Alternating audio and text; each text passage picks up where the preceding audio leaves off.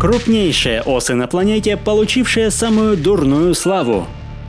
Их нарекли шершнями-убийцами, и это звание вполне оправдано. Вооруженные действенным ядом и невероятно мощными челюстями, отряды этих монстров методично уничтожают целые колонии соседей. Привет, друзья! Вы на канале Время с пользой, и герои сегодняшнего выпуска – гигантские азиатские шершни. Не забывайте подписываться на канал в Яндекс.Дзене, ссылка будет в описании. Весной, когда все живое просыпается, из спячки выходит и молодая самка гигантского шершня. Она начинает активно искать пищу, и из множества видов насекомых мало кто способен дать отпор столь серьезному сопернику. Ведь длина тела самки может превышать 5 сантиметров, а размах крыльев достигает 7,5. Огромные инопланетные глаза наделяют этих созданий почти круговым обзором, давая полную картину происходящего. Развивая скорость до 40 км в час, будущая королева быстро находит потенциальную добычу. Гигантские челюсти с легкостью разрубают почти любую броню, и даже такой опасный охотник, как богомол, моментально проигрывает схватку и разбирается на кусочки.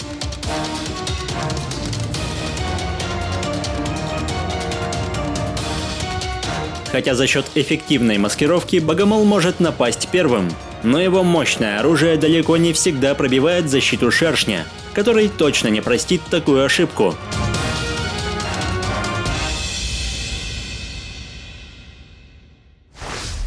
В укромном месте из коры деревьев вперемешку со слюной королева сооружает гнездо, где совсем скоро появится первая партия рабочих. Именно они перенимают обязанности по дальнейшему строительству улья и кормлению очередной партии личинок. Шершни могут охотиться в одиночку, но ближе к осени потребность в пище возрастает, и хищники отправляются на промысел организованной группой. Наибольшую ценность для них представляет колония медоносных пчел, ведь ульи скрывают тысячи личинок и запасы питательного меда. При обнаружении серьезной добычи шершень помечает ее феромонами, что словно боевой клич в ближайшее время привлекает всех участников налета. Тысячи защитников покидают улей, чтобы дать бой, но шершни облачены в прочнейшую хитиновую броню, которую не способны пробить ни острые челюсти, ни смертоносное жало. Один единственный нападающий методично лишает жизни до 40 пчел в минуту, поэтому совместными усилиями средняя колония из 30 тысяч пчел может быть истреблена всего за пару часов.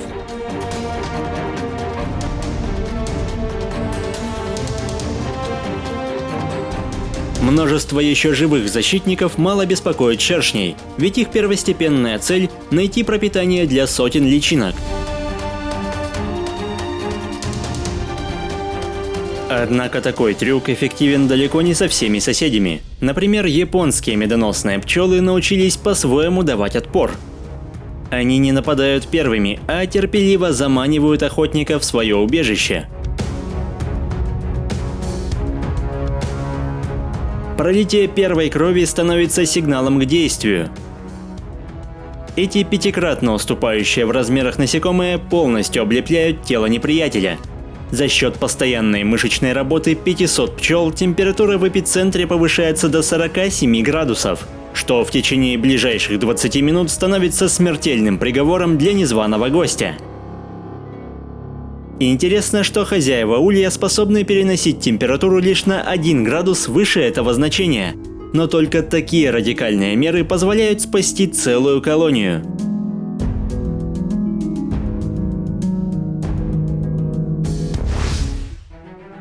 Родственные осы также являются приоритетными целями. Они значительно уступают в размерах, но в отличие от пчел сражаются намного яростнее. Обладая значительным перевесом в численности, у себя дома осы пускают в ход все средства, чтобы остановить неприятелей. Гиганты один за другим падают от смертельных укусов в шею. Это единственное место, уязвимое для челюстей противника. Атака отбита. Но если на следующий день число нападающих хоть немного увеличится, стойкая оборона может не выдержать. Спасая свою жизнь, паникующие осы бросают улей, оставляя захватчикам богатые трофеи.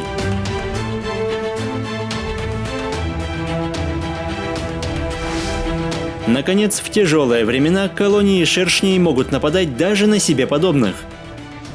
В ожесточенной схватке отсекаются конечности и летят головы, а огромные жало впиваются во вражескую плоть.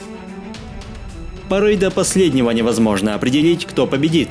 Но одной колонии суждено прекратить свое существование, а другой получить порцию пищи, чтобы пережить голодные дни.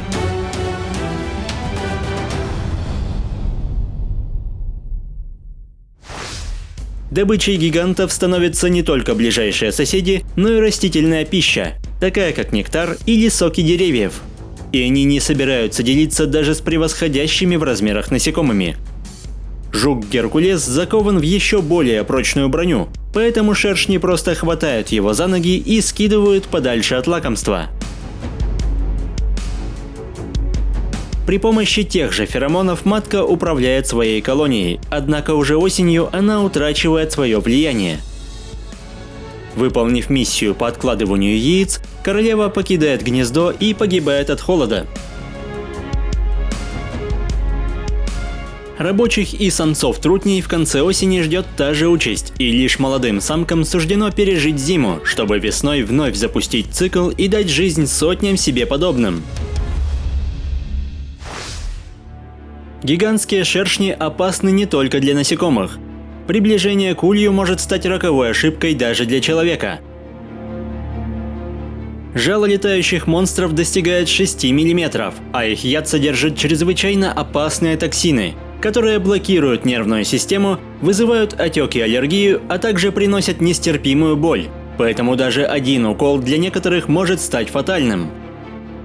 При этом опасность поджидает не только аллергиков, ведь при впрыскивании яда помимо токсинов в ткани жертвы вводится ацетилхолин, который привлекает внимание других особей. Поэтому ужаленный автоматически становится мишенью для всех гигантов в округе.